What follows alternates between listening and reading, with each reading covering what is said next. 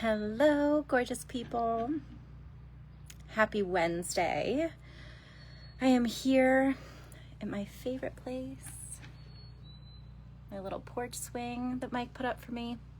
So I made a post literally 10 minutes ago asking what you wanted me to do my next free training on. And a lovely lady posted her question that said, how do I have more long-term relationships versus short-term, right? And so I was just on a walk and I was like, let me just do this quick little training now.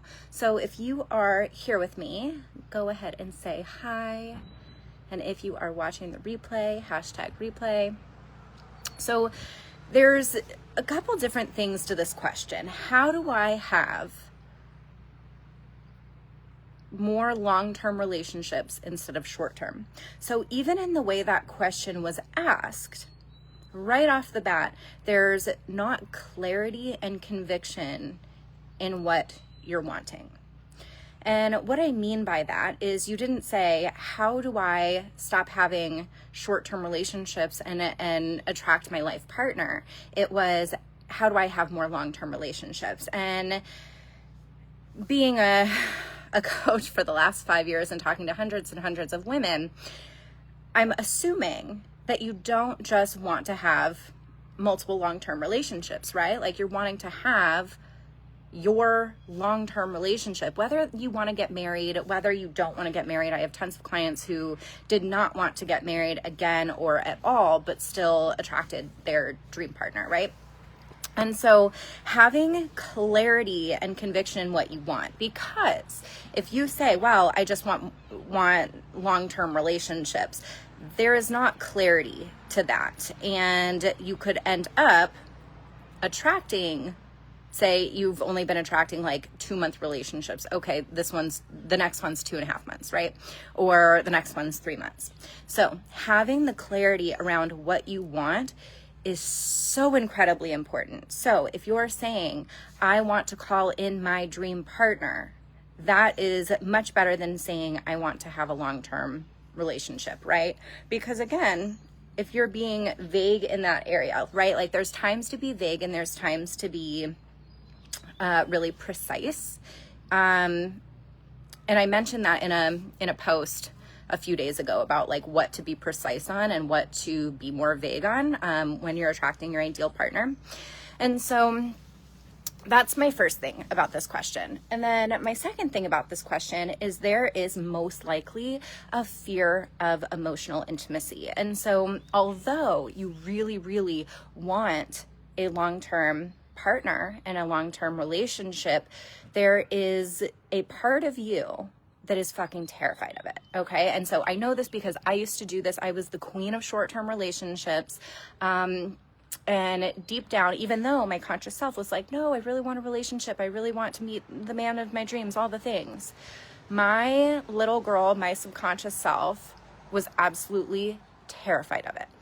And so when your subconscious is running the show, although you say what you're wanting, she is going to block it at all costs, right? And so if we have a fear of people seeing who we really are, if we have a fear of people actually getting close to us, then it is the absolute safest for us to have these short-term relationships. And again, like I went through that for a very long time because it's the most interesting thing to try to communicate, but I felt like there's this little part of me, and I'm like circling my heart because it was like this little part of my heart that was absolutely terrified that if somebody got close, they would actually realize that I am like not a good person or that I am not good enough and they would leave. And so again, a fear of emotional intimacy goes right along with a fear of abandonment, a fear of rejection, right? So if they get close, they will abandon me. And so in order to keep yourself safe, you keep people at arm's length without even trying, right? So you're attracting men that you truly can't get close to. You are picking men who you truly can't get close to. And you're either not giving the men who can get close to you the time of day. Like you're like, no, that person's boring. No, I don't like this person. You're not giving these more safe men a chance, or they're not in your dating pool altogether. I've seen both, right? And so there's that piece of it that you absolutely have to heal. And when I was able to accept all parts of myself, which is something that I teach all of my clients, because again, if you're rejecting parts of yourself, then you are not going to feel safe having somebody get close to you. Right? And so if you're rejecting those parts of yourself, you're going to keep everyone at arm's length. It's not going to be safe. And you're going to continue to get what you've always gotten of emotionally unavailable people, short-term relationships, situationships, all the things. Right? And so we have to learn how to accept those parts of ourselves, identify even what those parts are, because a lot of us actually have no idea. Right? And being okay. And I know this sucks for everyone, but like one thing that I've taught my clients and that I taught myself was being willing to get my heart broken, right? So being willing to get rejected, being willing to get my heart broken. You have to be willing, because if you are not willing to let your guard, oh no, it keeps doing that. Let's see if I just change my position, if it works better. So you're always going to have one foot in, and if you always have one foot in and one foot out, then you will be an energetic match for someone who also has one foot in and one foot out, right? So you being able to face rejection, feel abandonment, heal the root cause of your rejection and abandonment wounds, as well as your fear of intimacy. I think that's the second piece. Okay, the first piece was having clarity and conviction around what you want. Second piece is healing that fear of emotional intimacy, fear of rejection, being willing to get your heart broken. And then there's two other parts to this. So then there is rushing into connections. I see this all the time. I used to experience this all the time back, when I was struggling with love and relationships and all the things. I would get it. It was constant. And I would always wonder what the fuck was wrong with me. Right. And so the thing is I would rush into relationships. I would get all hot and heavy in the beginning. I would give my all and my everything right off the bat without pacing. Again, this is something that I teach my clients. Pacing is so incredibly important in the early stages of dating, because if you go in all hot and heavy, you have no idea who the person even is in the beginning, okay? Do I believe in love at first sight? Not necessarily. I think that you can have attraction at first sight, but when it comes to building emotional intimacy, and again, there are exceptions to the rule, all the things, but seriously, I want you guys to really listen to me about this, okay? So there needs to be emotional intimacy that is built over an extended period of time. So you're hopping into connections, hot and heavy, right off the bat, giving this person everything, abandoning yourself, overlooking red flags, sweeping things underneath the rug. That is what's going to lead to a short-term relationship that fizzles out after the honeymoon phase is over. So you start to feel them pull away. You start to feel them get cold. They get hot and then they get cold. They don't take you seriously, right? And so you need to learn about pacing. And that is how you build emotional intimacy over time, instead of the fake intimacy that you're creating in those hot and heavy moments, right? Where typically you tell them, all of your trauma on the first date, you're spending the night together within the first week, he's saying, I love you. You are, thinking about wedding plans and all the things. Hot and heavy right off the bat. That is what I tell my clients that is something that they need to stop doing 100%. This will save you so much energy, so much heartbreak, And again, like, I teach my clients how to heartbreak proof their relationships. You guys really have to go look at one of my most recent posts with my client's testimonial. It's so sad when a client graduates because I love them so much, but also like, fuck yeah, they did the work and they got what they wanted. I teach my clients how to heartbreak proof their relationships. And you really do that by your boundaries, your standards, and your pacing. And so you don't get into these hot and heavy situations and then you feel heartbroken every 2 weeks, right? So that's the third piece of it. And the fourth piece of it is building that emotional intimacy, being able to have him connect with your heart. I cannot tell you how important this is because a lot of the times we get it wrong. We think that we're going to win a man over with our achievements, that we're going to win a man over with our intellect, our spirituality, our performance, how much we can do for them, all the things. None of that works. I promise you, none of it works. What works is being able to have them feel your heart. That is what makes a man fall in love and keep coming back for more over and over and over again. And not only keep him coming back for more, but to want to commit to you, not for a week, not for a month, but for a fucking lifetime. Okay? So your ability to connect with a man's heart comes from your ability to connect with your own heart. Right? So your own feelings, being able to be vulnerable. And I'm not talking about the trauma dumping vulnerable. I'm talking about the sharing your emotions, being able to feel all of your emotions and then being able to express them. That is what emotional availability is. And I hear a lot of women say, I'm tired of attracting these emotionally unavailable men. And I'm like, well, if you're attracting these emotionally unavailable men, it's because part of you is emotionally unavailable. And then we start to go in deeper into conversation and, it's true. They are not emotionally available themselves.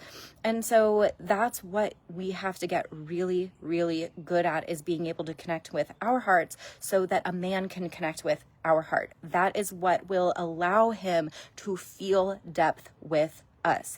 It's not going to be how much you do for him. It's not going to be how smart you are. It's not going to be how spiritually connected you are.